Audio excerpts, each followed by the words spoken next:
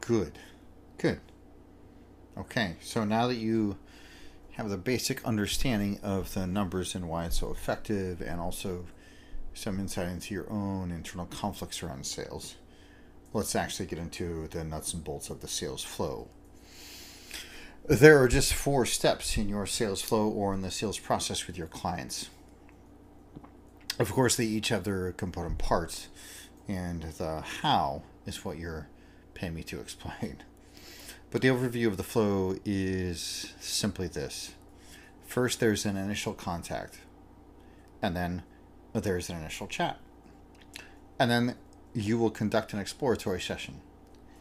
And then, of course, you open the relationship, which means the formalities, the signing of the agreement, the working out of the payment, all that good stuff. So, let's go ahead and look at these and examine them all and flesh them out for you. Initial contact. What does this mean? Well, you received a referral or an inquiry through your website, or someone at one of your evening talks, which we'll get into shortly, indicated some interest in your services. You then must do 4 things. First, respond within 24 hours. Second, send them the initial chat email explaining how the process works. And of course, the templates are on this page for the initial chat email. A third is actually schedule the initial chat.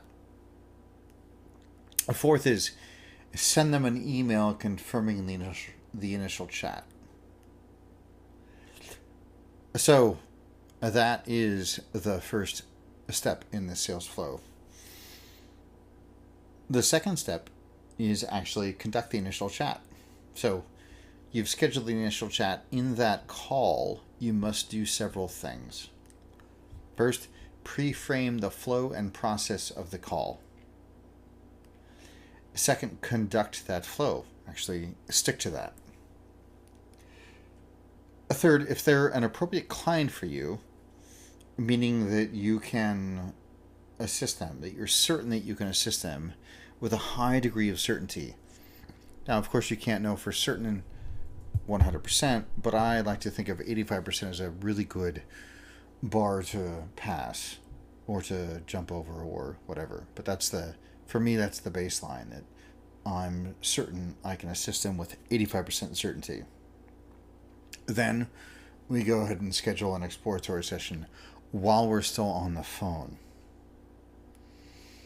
And of course, you must explain to them the flow of the exploratory session. Pre-frame it, set their expectations, make sure they understand and agree. Some people call it safe porting, some people call it setting context. I like pre-framing for several reasons. But, yeah, those are the 4 steps for the initial chat. Explain the flow, pre-frame the session, set their expectations. Some people call it safe porting, whatever the case may be. But really, you want to just make sure that they understand and agree what is going to be happening in that session. And finally, ask them if they're empowered to make their own financial choices. I can't tell you, by the way, how many times this one has tripped me up. And we'll get into some deeper levels of that when we get into the tips and common mistakes at the end of this screencast. But you just want to make sure that anybody who's involved in the financial decisions is really involved in the whole process. But you want, at the very least, you want to ask them if they're empowered to make their own financial choices, or if somebody else should be involved. And then next, you want to immediately send them your exploratory session email, which again is a template that's attached to this page. So let's now get to the third step in the sales flow, the exploratory session. You are in the exploratory session, and in this session you must do several things. First, pre-frame the session flow again. Get their understanding, their agreement. A second, conduct a high-level outcome elicitation. You don't have to get too detailed, not as detailed as you will get in your first sessions with them, but you want to make sure that you conduct a outcome elicitation, which means, what do they want? What would their evidence be? What would they be seeing, feeling, hearing, doing, and or experiencing if they had that thing? The very reason, essentially, that they're engaging you. Now, a lot of people, they'll be engaging you because they want to solve a problem, which, of course, as you know, you're a good practitioner and you already know that you can't help them get something that they don't want. You need to help them get something that they want, positively framed. So somebody might come to you and they say, well, I want to stop blanking. And you say, well, great.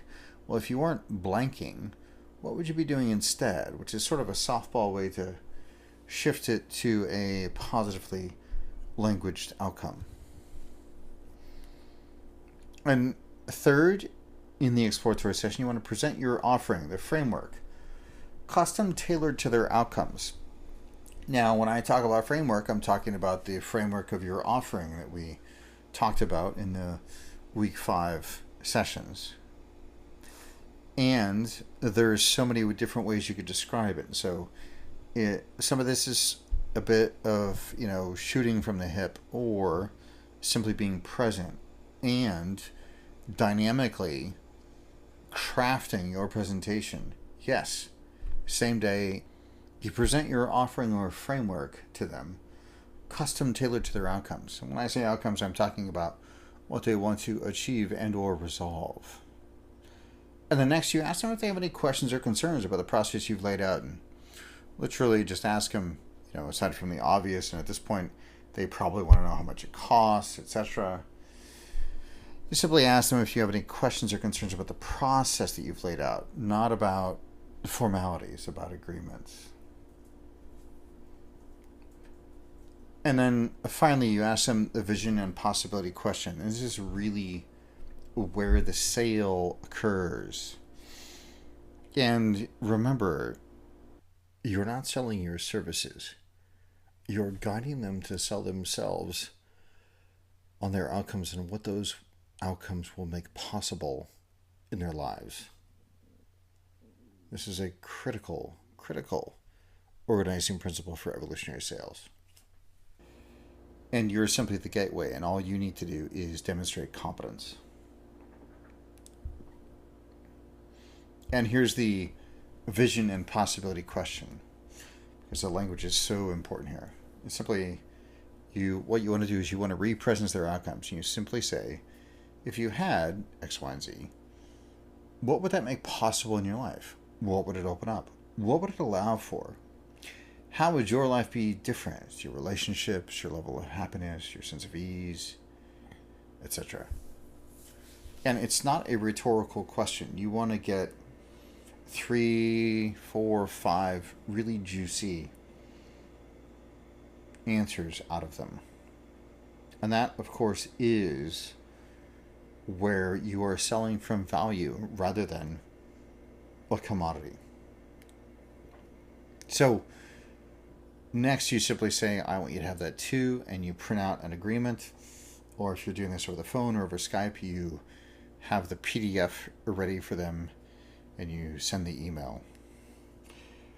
You hand it to them, or you wait for them to be able to open it over email while you're on the phone or over Skype.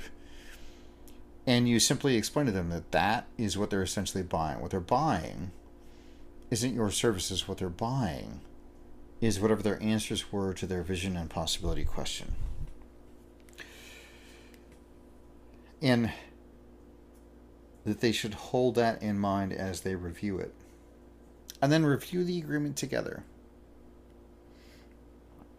Ask them if they have any questions. And ask them when they would like to schedule their first session. Actually, if you've done this and you've done it this simply and with the discipline of the process, it will be a formality. So that's also, by the way, called a soft close or an assumptive close. So I don't teach closing techniques or reframing techniques, largely because if you've done this well, first of all, you are in alignment with all the principles of evolutionary sales. You are being in service of other. It is relational, not subject-object. And the focus is not on the money, but rather on the value it will bring to their lives. So you want to ask them when they would like to schedule their first session. And go ahead and schedule that first session. Now, the beauty of an assumptive close is that if they get their calendar out, well, then, gosh, the deal is closed and signing the agreement is a formality. So let's talk about opening the relationship. You do need to get a decision from them, and yes and no are both fine answers, before they leave the exploratory session. If yes, get a signature on the agreement then and there. And by the way, the signature is a lot more important than actually getting the money. A lot of people talk about, GTM in sales. Getting the money, that's less important. Signing the agreement, especially when you see the template agreement, which is also included here at the bottom of this page. It's easy to reverse payment or cancel a check, do a chargeback on a credit card. It's really difficult to negate an agreement, especially an agreement like the one I spent years honing and lots of money on lawyers perfecting. So you want to get a signature and you want to schedule the first session. So let's talk about common mistakes and some tips. And these are hard-earned, hard-won common mistakes and valuable tips.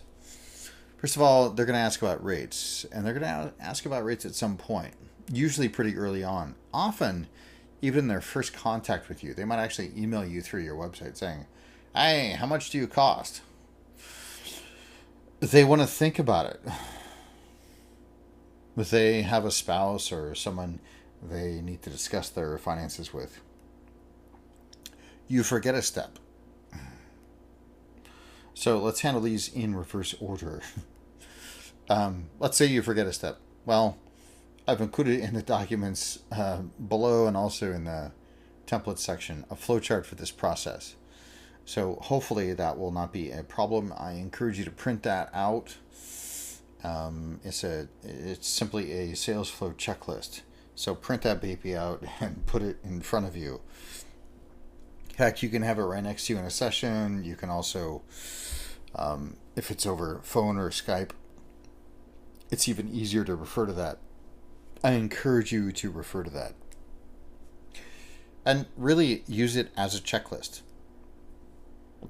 Each and every step has a purpose. Each and every step has been honed and really learned the hard way through years of trial and error and years of experimentation. And truly thousands of hours of reflection.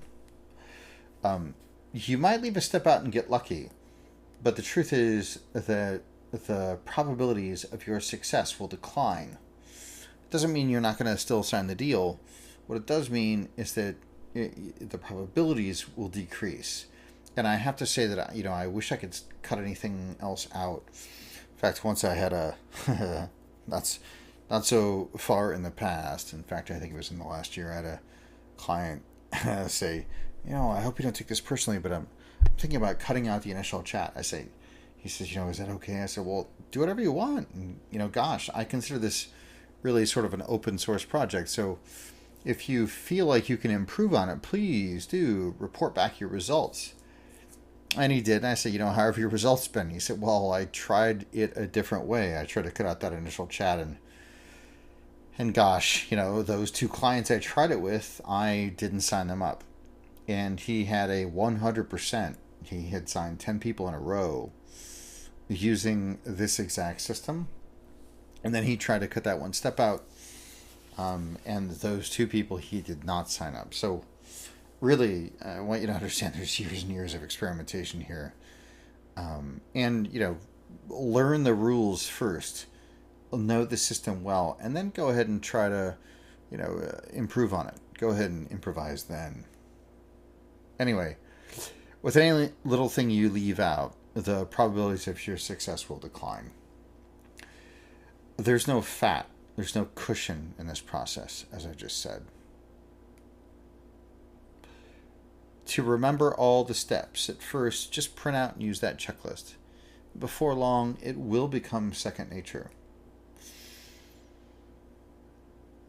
Great. Let's handle this one. They have a spouse or partner, or they have to discuss the finances with. This one's tricky. I know it's in your checklist, and I include it because it has tripped me up more than anything else has. And it really has been the thing that's actually tripped me up several ways, and the most frequently. So, even though you have a checklist, I want to make sure that we drill down into how you should handle this. Um, what I do, first of all, is just to try and get the person who is involved in their financial decisions into the exploratory session with the client, whether that's a spouse or a domestic partner or what have you. And I want them to see the presentation for the same reasons that you want the client to make the decision in the session, for clarity of the presentation, for understanding what the value is that it would bring to their life, and frankly, one of the things I simply like to say is I like to support existing structures. And really, the last thing you want is any sort of tension or animosity between you and their spouse or their domestic partner or what have you. Largely because you're going to do work with them on a weekly basis or something like that, and they're going to go home and they're going to mention it, and the person who they're most intimate with in their life is going to deconstruct that. And that is if they're not on board. So you want to just make sure that they're on board. You also just want to make sure that you're honoring whatever existing structures they have, and you want them to be respecting those agreements. So how do you do that? Well, if it's on the phone, it's also really the same approach. You schedule the call, and when you're scheduling the exploratory session, you make sure they can both be on the call. If it's in person, same thing, obviously. Now, when it's decision time at the end of the session and they're going to review the agreement, or you've already reviewed the agreement with them, what I like to do is I like to do one of two things. If it's on the phone, I ask them if they want 15 minutes to discuss it together, and I simply call them back. And when we get back on the phone in 15 to 30 minutes, then we wrap it all up. And the second way is if it's in person, I simply give them some privacy. I simply walk out of the room. I walk out of the office for a few minutes. The truth of the matter is that most couples have something going on around money. It may not be something necessarily negative, but there's some dynamic that's pre-existing. And the service that you're going to be selling them is something that, while virtually priceless, is also an intangible. So you just simply want to make sure that they're involved in the process. Now, mostly, often, they don't need to be there. But it's critical for you to ask the question, is there anyone else that needs to be involved in this decision? Another way to ask it is there anyone else who's involved in making your financial choices with you? A more direct way to ask it is, are you empowered to make your own financial decisions? Like that. So, as I've said, you really, really, really want their spouse or partner to be on board. And as much as humanly and dynamically possible. Are there some exceptions to this rule? Well, sure. Have I experienced some strange circumstances around this? Of course. And there is one I'll mention because it's a good one. It's very rich. Really, there's two actually, both very strange circumstances around this rule. One is, somebody, and I asked her if she was empowered to make her own financial decisions, and she said yes. I said great. And then, we had an amazing exploratory session. She reviewed the agreement and she said, I have to go home and talk to my husband about this. And I said, well, I thought you were empowered to make your own financial decisions. She said, I am, but I don't. Of course I could sign this, but so she did it, by the way, end up signing the agreement a few days later. And mostly what I did in that situation was I said, oh, okay, great. Okay. My request is that you stay engaged with me, any questions you have, and let your husband know that I am more than happy to speak with him and talk about any concerns he might have or any questions he might have. And let's just all get on the phone together if he has any. So that there's one interesting exception. The other one may not be as unusual, and that was somebody came to me, and one of the things that he wanted to do was figure out whether or not he wanted to stay in his marriage. They didn't have any children. They'd been married 30 years. He felt the marriage was dead.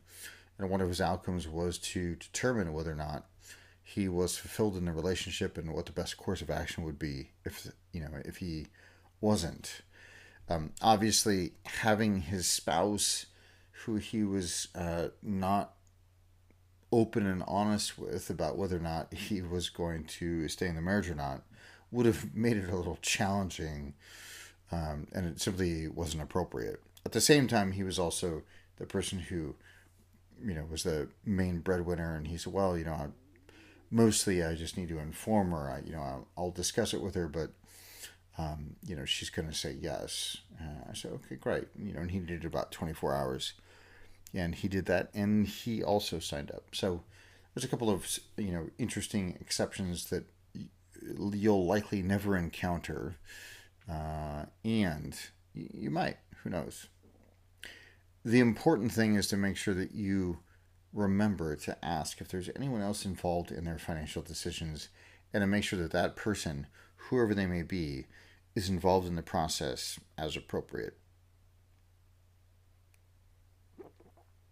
The next thing that may come up is that they want to think about it. I love this one. It's so much fun. Now, you have already explained to them in the initial chat that they'll be making a decision at the end of the exploratory session. You've already sent them an email that explains to them that they'll be making a decision at the end of the exploratory session. You'll review an agreement, you'll, sign it or not. And then when they either get on the phone with you or they sit down next to you in the exploratory session itself, you also re-presence that. And then sometimes, still occasionally, somebody says, well, I want to think about it, or, can I think about it? So what do you do there? The answer is, of course, yes, they can think about it. And even though if you have to follow the system, if you've gotten their agreement 3 times, they will make the choice in the session. Some people will still want to think about it. Or, believe it or not, they will have not really remembered that they've agreed to that 3 times. This one, of course, is also tricky. And here's how you handle it. Plainly put, you simply explain to them what actually happens if they think about it. And remember, transparency in sales. My litmus test for ethical sales is whether or not you can be transparent about the, quote, tactic. Now, you could say this is a tactic. It's not really how I think about it. How I think about it is that this is simply what best serves them. But you explain to them what happens if they go and they think about it. What does happen? Well, if they think about it, then what happens is that they go home and they get less and less clear on the presentation, and they get less and less clear about what it will make possible in their life. And then the habit patterns of their mind, some of which they've actually hired you or want to hire you to help them resolve, those begin to take over. And then you've failed your first test as their coach. And you just tell them that. And you say it graciously and you say it compassionately, but you say that. I have never found somebody to say, "Well, no, that's not true." I'm gonna. They usually go, "Yeah, that's true. You're right. Okay." But you have to explain to them why they need to make a decision. I have found that if people understand the principles that you're using, and if those principles are truly in service of them in terms of sales, then there's really never any conflict. They know this to be true. They know, what they've experienced in the past. They know themselves as well or better than you know them. And they know this to be true. They know they're going to go home. They know they're going to get less and less clear. They know their mind's going to take over the same mind that they need help with. So they typically say, yeah, that makes sense, or, you're right. Some version of that. And my experience is then they sign up. Now, there are a couple of exceptions to this. First of all, you want to make sure that if they have a history of making compulsive buying decisions that they then regret, they suddenly buy a car and then want to return it, or they buy a boat and their spouse chews them out, or whatever. If they or they simply have and they'll know, they'll tell you. But if they have a history of making compulsive purchases, you want to make sure that you're not feeding into that. Usually, by the way, in that case, they have an agreement with somebody that they'll think about it, or they'll sleep on it, like that. And you simply ask them, great, how much time do you need to think about it? 24 hours is fine, and you just make sure that you calendar that follow up, or you see them in person at that follow up, and just make sure that the formalities get handled then. Of course, the other exception is if you forgot that step about their spouse or partner, in which case you have to let them go and speak to their partner. And as I said about the woman who said she was empowered to make her own financial decisions, but she doesn't. You have to just let them go away and talk about it.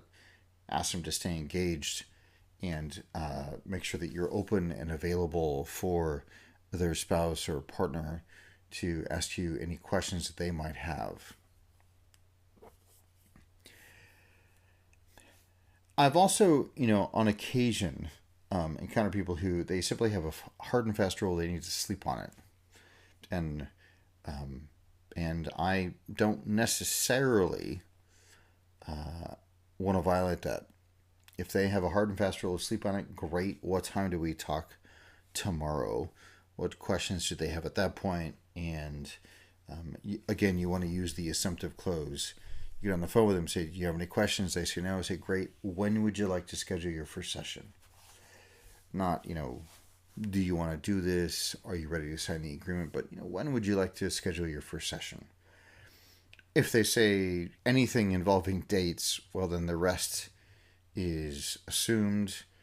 I say, great, and then you talk about getting the contract to each other, handling payment, etc. If one of those exceptions arises and you ask them how much time they need, I urge them to make it no more than 24 hours. For the very same reason that your policy is to have them choose in the session. The further away they get from that actual exploratory session, the less and less clear they're going to get. And the more and more their mind's going to take over. And just make sure that you actually schedule that in your calendar. And as it says here, be all over it with full engagement. On to the next point. They ask about rates. This is going to happen, by the way. And, this is critical. If you discuss rates before the appropriate time in the process, when they are reviewing the agreement, by the way, is the appropriate time in the process, you will likely lose the prospect. And it actually doesn't matter what you're charging. The price is really irrelevant.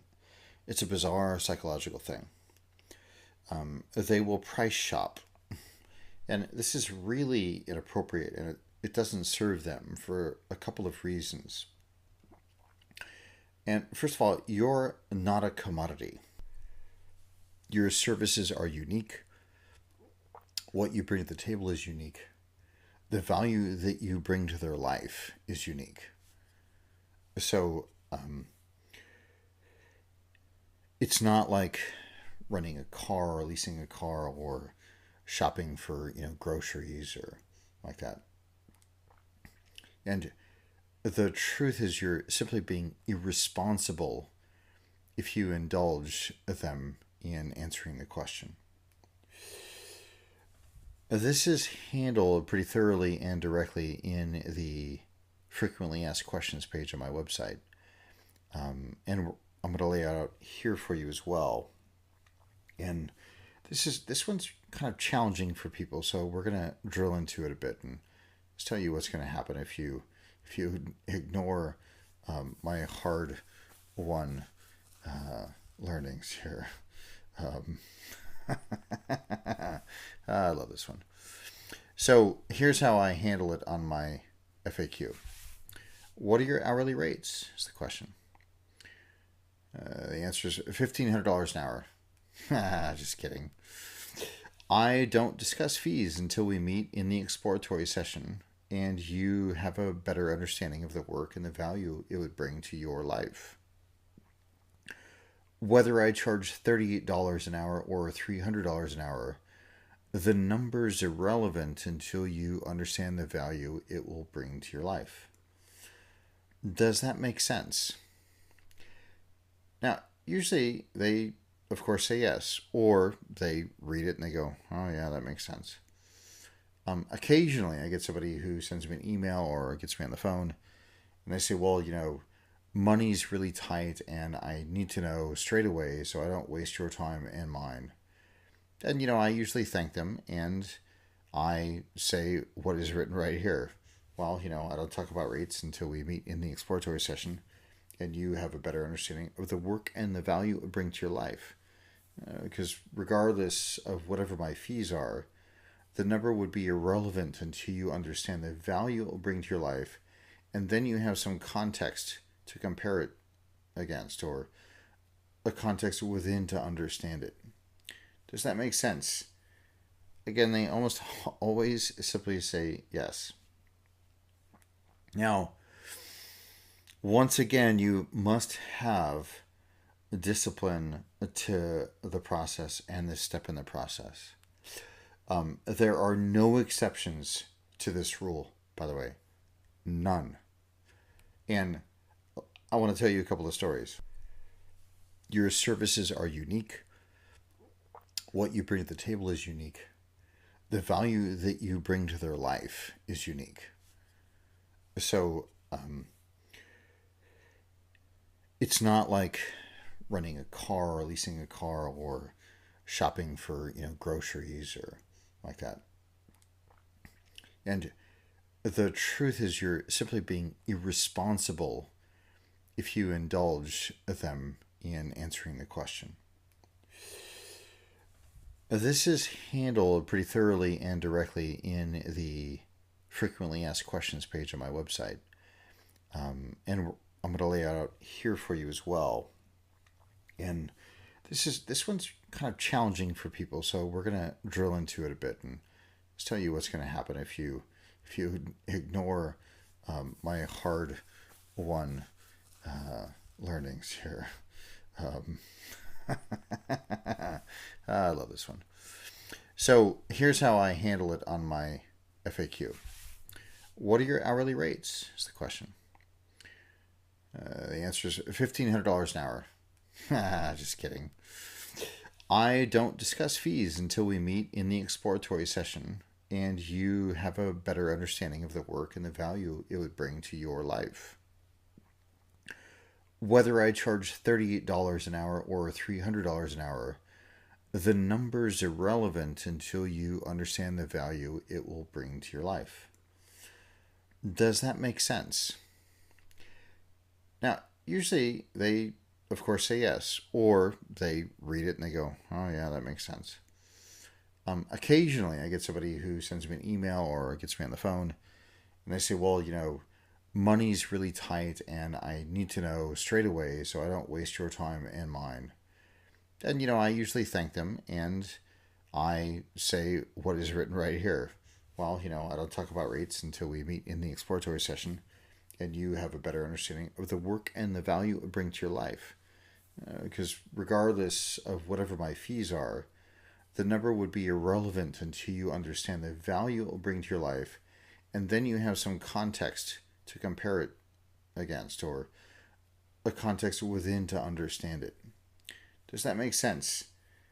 Again, they almost always simply say yes. Now, once again, you must have discipline to the process and this step in the process. There are no exceptions to this rule, by the way. None. And I want to tell you a couple of stories. So, first of all, people have lots of stuff around money. And they are sometimes challenged by this response. So, just know that you can expect that. And also know that it's true. You're doing them a disservice if you simply say, well, I'm this much. I can't tell you how challenging it is to indulge a client in revealing your rate before the appropriate time. And then having them go, well, there's this other coach who, isn't as much. And they go away and they pay that coach that money. And they didn't get what they wanted. Because they did the bargain basement thing or what have you. And then sadly, then they have to come back to you. And you're right back where you started. And what you've done by indulging them, by answering the question, is you've just wasted hundreds and hundreds of their dollars because you were afraid of upsetting them, or you thought you should answer, or because of your own beliefs around talking about rates and about money. So there are no exceptions to this. Let me give you a couple of real world examples that will really drive the point home. There's been a few times, and I'm going to bring one really into the light here, but there's been a few times where somebody says, I really need to know how much it costs. I don't have any money, blah, blah, blah, blah, blah. And I maintain discipline to this process. I don't reveal the rate, but I also explain to them why. They say, okay. And we get into the exploratory session, they sign the agreement, and then they pay in full. So whenever somebody's crying poor, I'm going to say that, you would be doing them a disservice and yourself a disservice if you actually buy into that. Maybe they don't have the money to work with you. Maybe they do.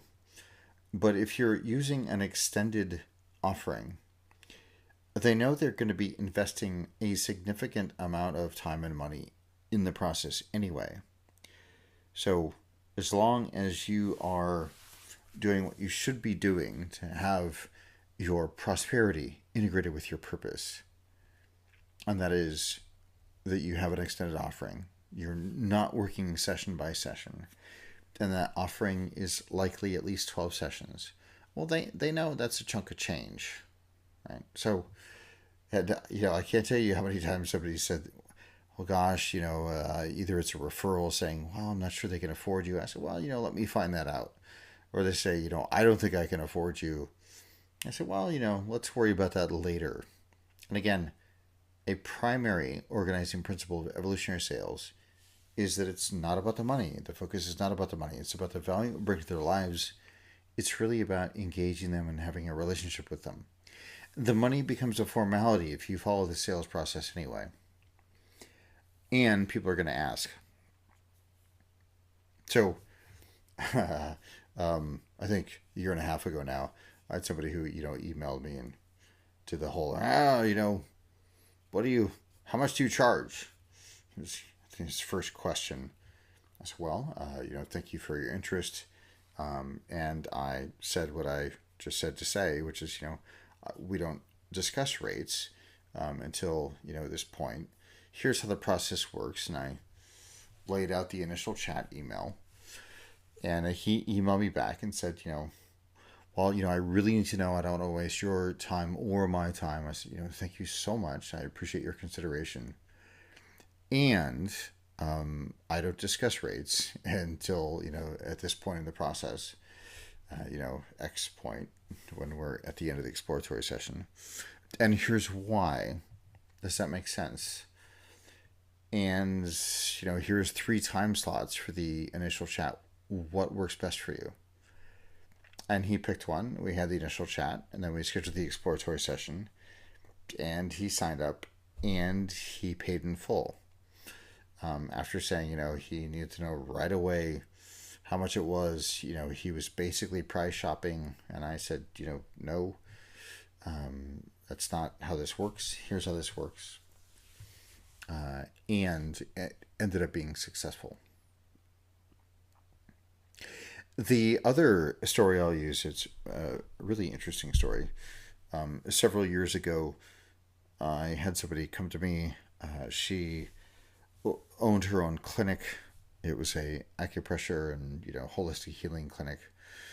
And she came to me because she had we shared some clients. A couple of her clients were also clients of mine. She'd noticed differences in them.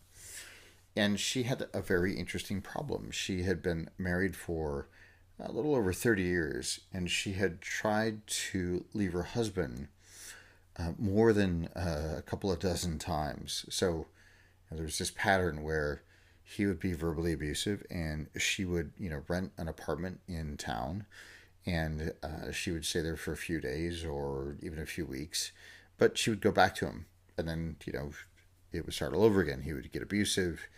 She would move out, but she never really moved out. And she had, tried to leave him over 20 times. So she expressed this to me, and, she said, well, how much do you charge? I said, well, I don't discuss that until the exploratory session. Here's why.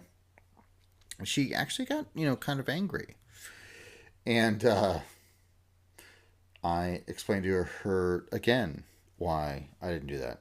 And she got very incensed, and she said, well, I own my own clinic, we're peers. Why don't you just tell me what it costs? And at that point I said, well, do you really want to put a price on what it's worth to finally leave the abusive situation you've been trying to leave for over 20 years?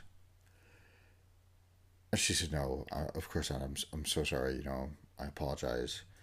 I said, great. So, when would you like to have the exploratory session? And she came into the exploratory session, and we had a great exploratory session. We hit it off really great, and she signed up. I've never had anybody not want to work with me because I wouldn't discuss rates. What I have done is made the mistake I'm trying to assist you in avoiding. And that is going, well, here's why I don't talk about it. But knowing that, here's my rate. And then you never hear from them again. And it doesn't actually matter what the rate is or not. What matters is that they don't yet have any sort of framework or a context to understand what the rate means, what the value is that it would bring to their life through your work. And so the rate is a number. And they're simply going to go, well, that's this many groceries, or it's this many. But it's actually irrelevant, and it's irresponsible of you. It's irresponsible of you.